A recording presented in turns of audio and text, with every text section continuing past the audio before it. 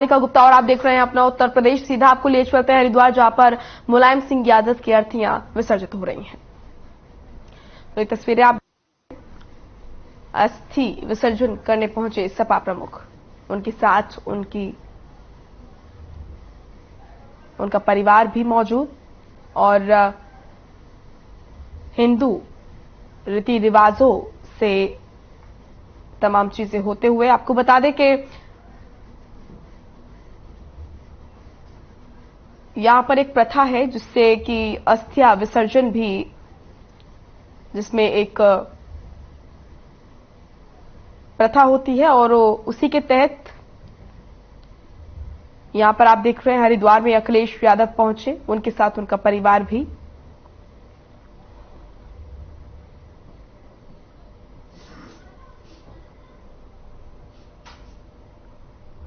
तो ये तस्वीरें आप देख रहे हैं हरिद्वार से, जहां पर अखिलेश यादव अपने पूरे परिवार के साथ पहुंचे और धरती पुत्र और अपने पिता मुलायम सिंह यादव की अस्थियों को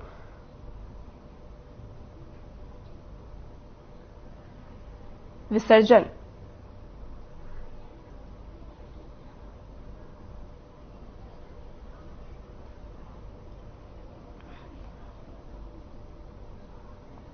तस्वीरों में आप देख रहे हैं उनके साथ उनका परिवार मौजूद, विधि विधान के साथ जिस तरीके से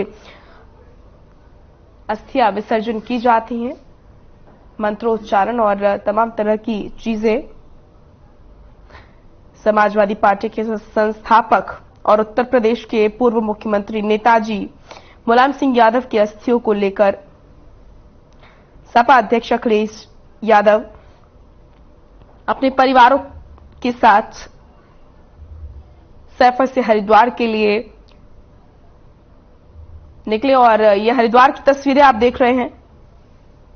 हरिद्वार की गंगा घाट की ये तस्वीरें, जहां विधि विधान से नेताजी की अस्थियों का गंगा में विसर्जन, और नेताजी की अस्थियों के विसर्जन के लिए अखिलेश यादव के आवास पर सोमवार की सुबह चाचा शिवपाल सिंह यादव, आदित्य यादव, धर्मेंद्र यादव, अनुराग यादव, कुल मिलाकर परिवार के तमाम लोग इकट्ठा हुए। उसके बाद पूरा परिवार हरिद्वार पहुंचा।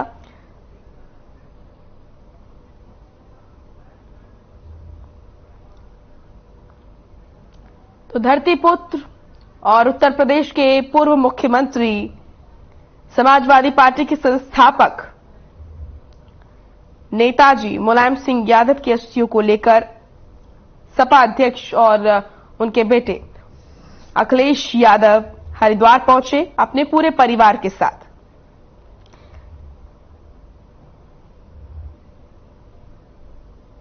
हरिद्वार के गंगा घाट की तस्वीरें आप देख रहे हैं। विधि विधान से नेताजी की अस्थियों का विसर्जन, और आपको बता दें कि पूरा परिवार यहां पर पहुंचा है। तस्वीरों में आप देख सकते हैं अखिलेश यादव, चाचा शिवपाल यादव, आदित्य यादव, धर्मेंद्र यादव, अनुराग यादव, तेज प्रताप यादव, सभी यहां मौजूद।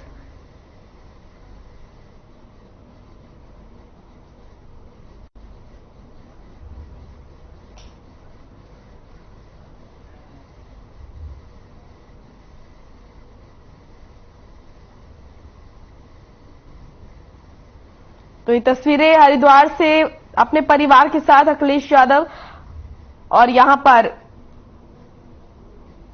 शिवपाल यादव भी आप तस्वीरों में देख सकते हैं। डिंपल यादव अखिलेश यादव की पत्नी और मुलायम सिंह यादव की बहू।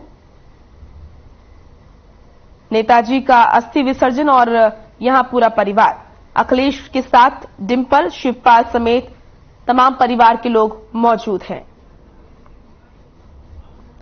समाजवादी पार्टी के संस्थापक मुलायम सिंह यादव की अस्थियों को गंगा जी में विसर्जित किया गया। इस मौके पर नेताजी के बेटे और सपा के राष्ट्रीय अध्यक्ष अखिलेश यादव, बहू डिंपल यादव, छोटे बेटे प्रतीक यादव, भाई शिवपाल सिंह और अभयराम और राजपाल यादव मौजूद रहे। इनके अलावा शिवपाल के बेटे आदित्य, अभयराम के बेटे धर्मेंद्र, तमाम परिवार के लोग यहां मौजूद रहे।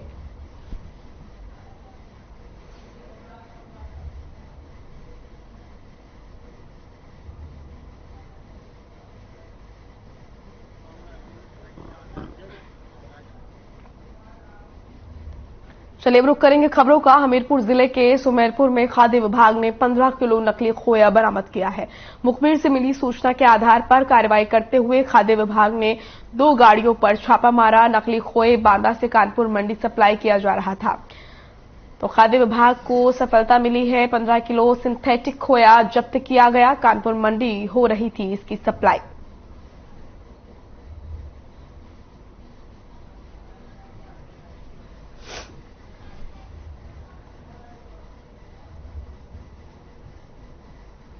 जिलाधिकारी महोदय के निर्देश पर मुखबिरी की गई थी, जिसमें एक पलानी बांदा से एक कानपुर जा रहा था और रात में अचानक पुलिस के सहयोग से सुमेरपुर क्रॉसिंग के पास छापा मारा गया, जहां दोनों गाड़ियां पकड़ी गई। दोनों गाड़ियों में कुल मिलाकर 15 कुंटल नकली खोआ था, जो पाउडर और रिफाइन से बनाया गया था।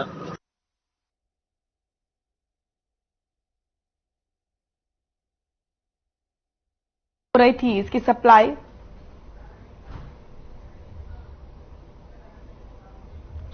श्रावस्ती से इस वक्त की बड़ी खबर आ रही है। शराब तस्करों पर कार्रवाई हुई है। आबकारी विभाग कर रहा है कार्रवाई। अवैध और कच्ची शराब पर कार्रवाई। जिलाधिकारी के निर्देश पर चलाया गया अभियान। नेहा प्रकाश के निर्देश पर चलाया गया अभियान। आबकारी विभाग की टीम ने 3 गांवों में दी दबिश। छापेमारी में 74 लीटर कच्ची शराब बरामद हुई। एक घर की अलमारी में आपको बता दें कि एक घर की अलमारी से शराब बरामद हुई है। शराब बनाने वाले 2 आरोपी गिरफ्तार किए गए हैं। आबकारी एक्ट में मामला दर्ज किया गया। तो ये बड़ी और अहम जानकारी आपके सामने। शराब बनाने वाले 2 आरोपी गिरफ्तार किए गए। आबकारी एक्ट में मामला दर्ज किया गया है और लगातार छापेमारी जारी है। शराब तस्करों पर कार्रवाई। श्रावस्ती से बड़ी खबर। छापेमारी में 74 लीटर कच्ची शराब बरामद हुई। एक घर की अलमारी में से शराब बरामद हुई है। शराब बनाने वाले 2 आरोपियों को पुलिस ने गिरफ्तार किया। लखनऊ से बड़ी खबर आ रही है। निकाय चुनाव को लेकर समाजवादी पार्टी सक्रिय हुई। सपा ने निकाय चुनाव के लिए बढ़ाई सक्रियता। 20 अक्टूबर अंतिम तिथि। नाम कटवाने जुड़वाने की अंतिम तिथि। सपा नेताओं को मतदाता सूची चेक करने के निर्देश। क्षेत्र में मतदाता सूची चेक करने के दिए निर्देश और प्रदेश अध्यक्ष नरेश उत्तम पटेल ने दिया निर्देश। सभी नेताओं को मतदाताओं से जुड़े रहने के निर्देश दिए गए। बड़ी खबर। सपा ने निकाय चुनाव के लिए बढ़ाई सक्रियता। 20 अक्टूबर को अंतिम तिथि है और नाम कटवाने जुड़वाने की अंतिम तिथि। सपा नेताओं को मतदाता सूची चेक करने के लिए कहा गया। कांग्रेस अध्यक्ष चुनाव के लिए वोटिंग जारी है। इस दौरान देश के अलग अलग राज्यों में वोट डाले जा रहे हैं। 40 पोलिंग स्टेशन और 68 बूथ पर वोट डाले जा रहे हैं। वहीं यूपी की राजधानी लखनऊ के कांग्रेस कार्यालय में भी सोमवार को वोटिंग हो रही है, जहां लगभग 1500 डेलीगेट्स प्रदेश मुख्यालय में मतदान करेंगे। कांग्रेस के राष्ट्रीय अध्यक्ष पद चुनाव के लिए लखनऊ में स्थित प्रदेश मुख्यालय में रविवार को ही तैयारी पूरी कर ली गई थी। वहीं वोटिंग के लिए लगभग ज्यादातर डेलीगेट लखनऊ भी पहुंच गए थे। इस चुनाव में मल्लिकार्जुन खड़गे और शशि थरूर कांग्रेस अध्यक्ष के लिए उम्मीदवार हैं। यूपी के अलावा हर राज्य में प्रदेश कार्यालय पर ही वोटिंग हो रही है। इसके नतीजे की घोषणा 19 अक्टूबर को होगी। तो अभी तो मैं केवल हमारे उस व्यवस्था के हम लोग देख रहे थे। अभी इसके बाद थोड़ी देर में होगा। नोएडा के सेक्टर 22 में एक युवक इरफान की संदिग्ध परिस्थितियों में मौत हो गई। सूचना मिलने पर पहुंची पुलिस ने मामले की जांच शुरू कर दी है।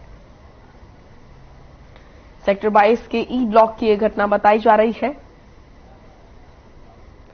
पुलिस ने मामले की जांच शुरू कर दी है। संदिग्ध परिस्थितियों में युवक की मौत हुई। पुलिस छानबीन कर रही है।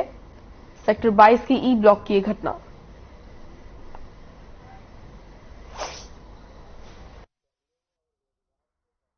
ये थाना 24 के अंतर्गत सेक्टर 22 में जो है वो तीसरे मंजिल पे एक इरफान नाम का युवक जो है रहता था। ये सेक्टर 2 में जो है वो कॉल सेंटर में काम कर रहा था। तो इसके घर वालों ने अभी सूचना दी थी कि ये फ़ोन नहीं उठा रहा है, जिस पे एक परिजन आकर के उन्होंने जब देखा तो इसकी बाथरूम के पास जो है वो बॉडी पड़ी हुई थी। तत्काल पुलिस अधिकारी और फोरेंसिक की टीम मौके पे आई।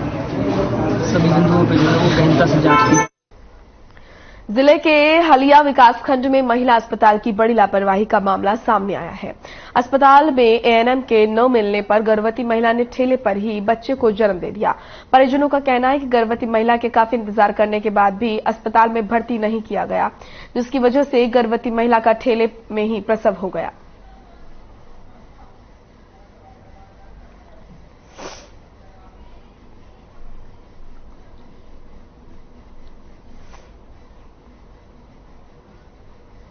ग्रेटर नोएडा में पीईटी परीक्षा के लिए हजारों की संख्या में छात्र पहुंचे। परीक्षा देने दादरी पहुंचे छात्रों की मुस्लिम समुदाय के लोगों ने मदद की। परीक्षा देने आए छात्रों के नाश्ते का इंतजाम किया गया। इसी के साथ परीक्षा देने आए छात्रों की सेवा मस्जिद और मदरसे के बाहर आराम करने की भी व्यवस्था की गई।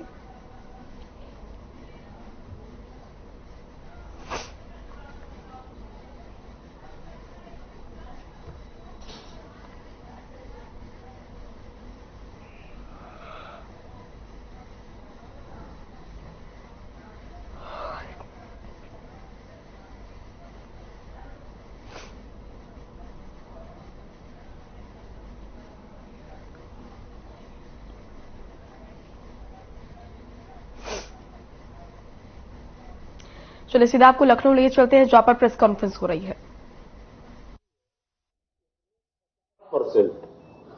सरकार देने की बात कह रही है और 3 करोड़ रुपए का अनुदान हम लोग उसमें भी देंगे। जैसे ईटीपी है, डीजी सेटों के स्थापना हेतु जो भी लागत आएगी उसका भी 50% अधिकतम 5 करोड़ रुपए प्रति इकाई। आंतरिक प्रशिक्षण की जो लोग व्यवस्था करते हैं उसमें 25% अधिकतम 2.5 करोड़ रुपए और staff quarter, worker hostel, dormitory के जो परियोजना का लागत आएगा उसका 25% और अधिकतम 5 करोड़ रुपए का हम लोगों ने छूट देने का प्रावधान इसमें किया है।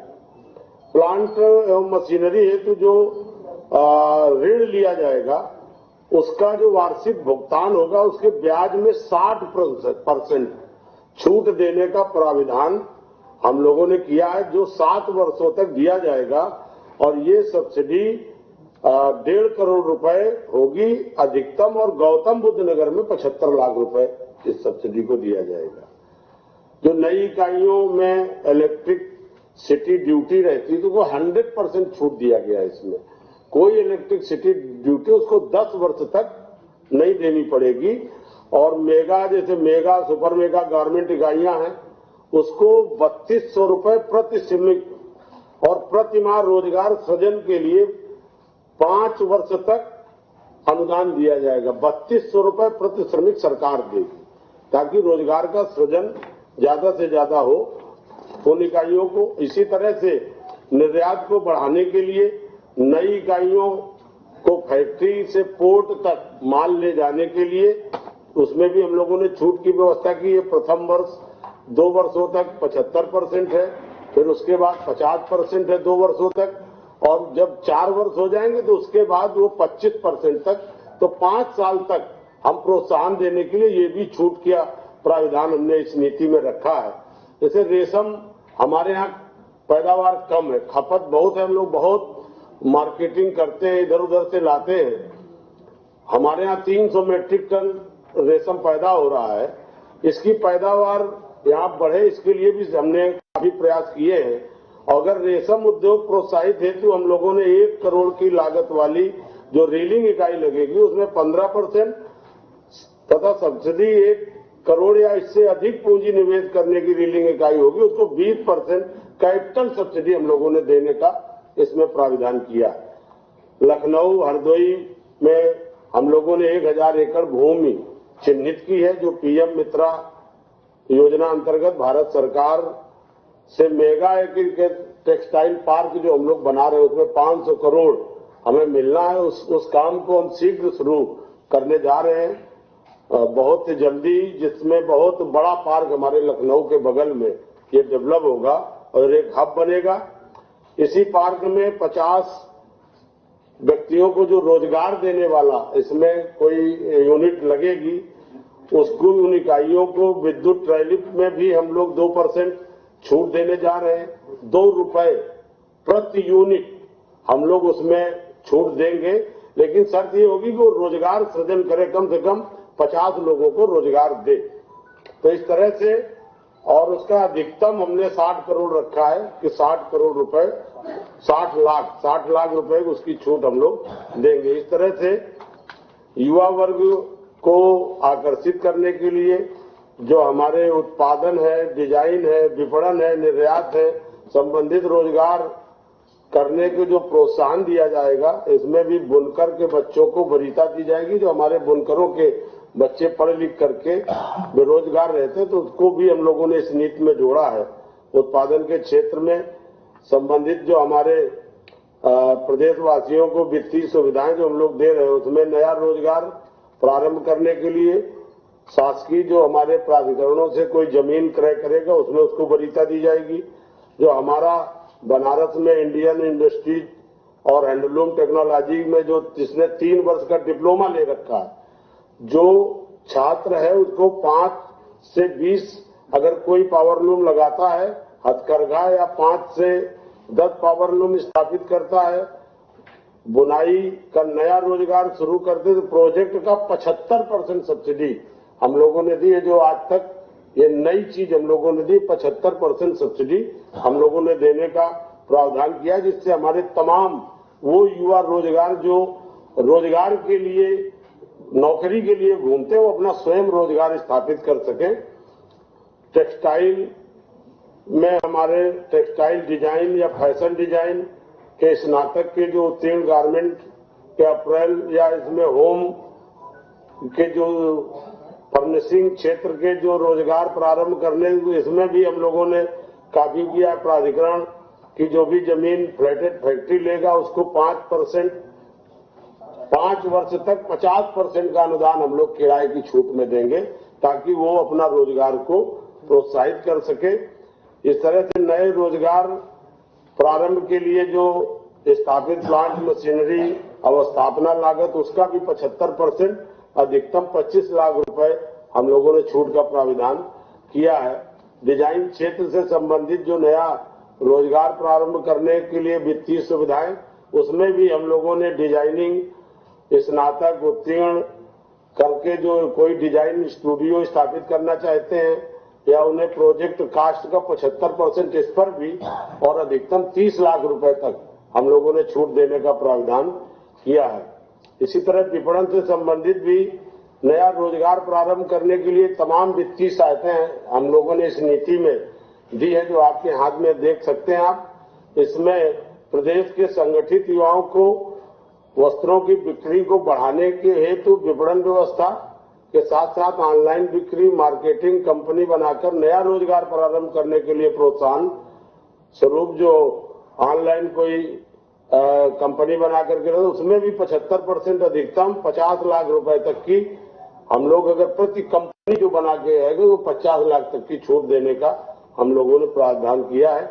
इसी तरह से हमारे जो आउटलेट खोलने में, प्रत्येक आउटलेट में 3 वर्षों तक बिक्री होने पे निम्नवत सहायताएं दी हैं, जिसमें 50 आउटलेट पर 2 करोड़ रुपए, जब बिक्री प्रतिवर्ष 4 करोड़ की हो, 100 आउटलेट पर 4 करोड़ रुपए, बिक्री प्रतिवर्ष न्यूनतम 8 करोड़ हो, 200 आउटलेट पर 8 करोड़, बिक्री न्यूनतम 16 करोड़ हो, और 500 आउटलेट पर बिक्री हो कम से कम 20 करोड़ रुपए की, तो उस पर भी हम लोगों ने, इस पर 80% प्रदेश से बाहर स्थापित किए गए हो, इनको भी 25 आउटलेट जो खोलता है उसको 2 करोड़ रुपए प्रतिवर्ष बिक्री करता है, उसे भी वन टाइम 2 करोड़ का अतिरिक्त अनुदान देने का प्रावधान इसमें है।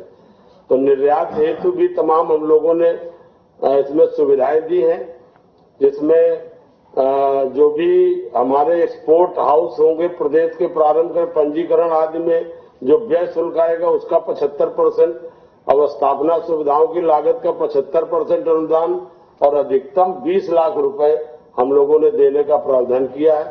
इसी तरह बायर, सोलर मीट क्रेता विक्रेता जो संगम प्रदेश के जो उत्पादित वस्त्रों को निर्यात को बढ़ाने हेतु वर्ष में जो प्रदेश की पश्चिमी और पूर्वी क्षेत्र में एक वायर सोलर मीट का आयोजन कराया जाएगा, जिसकी आवश्यक व्यवस्था है तो अधिकतम 20 लाख रुपए प्रति वायर सोलर मीट पर व्यय किया जाएगा।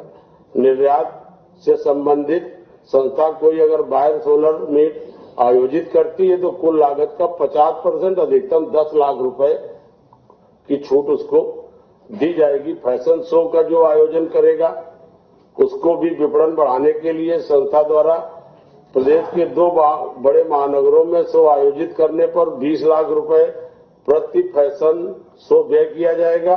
इसी तरह निर्यात मेले में एक्सपो आयोजन के लिए भी हमने जो इसमें व्यवस्था की है, प्रदेश में देश के प्रमुख व्यापारिक केंद्रों के वर्ष में एक बार 14 दिवसीय उत्तर प्रदेश हैंडलूम सिल्क खादी उत्पादों की बिक्री हेतु एक्सपो का आयोजन कराया जाएगा। उसको 70 लाख रुपए उस पर व्यय किया जाएगा।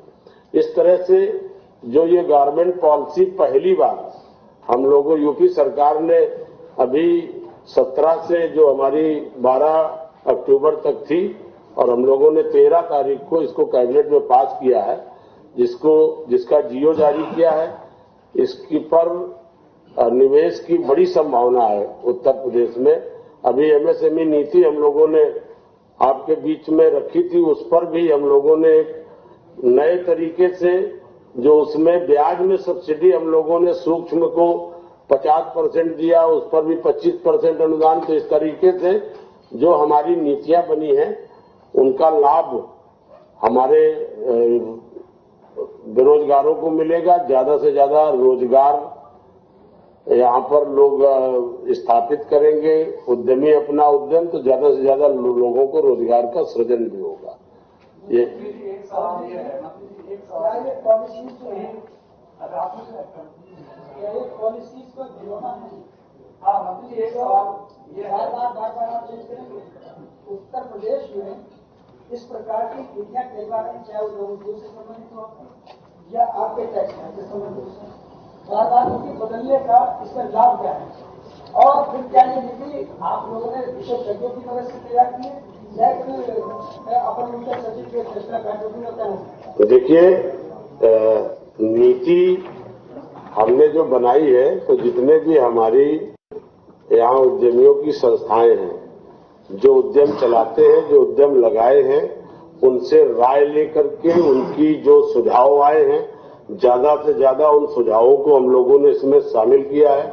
यहाँ उद्योगों की बड़ी जो जितने भी संगठन हैं सबकी बैठक कर करके हम लोगों ने, और जो तमाम तरीके की लोगों ने कहा कि गड़बड़ियां हैं जिनसे लाभ लोगों को नहीं मिल पाता है, उनको हम लोगों ने हटा करके नए तरीके से इसमें हम लोगों ने नियम बनाए हैं जिसमें हमारे उद्यमियों को दौड़ना न पड़े और आसानी से इन नीतियों का वो लाभ उठा सके। एक सवाल ये है, 2017 वाली जो पॉलिसी थी उसमें हम लोगों ने कितनी परियोजनाएं स्वीकृत की और कितना उसमें धनराशि का वितरण हुआ, कितनी चलिए फिलहाल इस बुलेटिन में इतना ही। आप देखते रहिए तमाम खबरें। नमस्कार।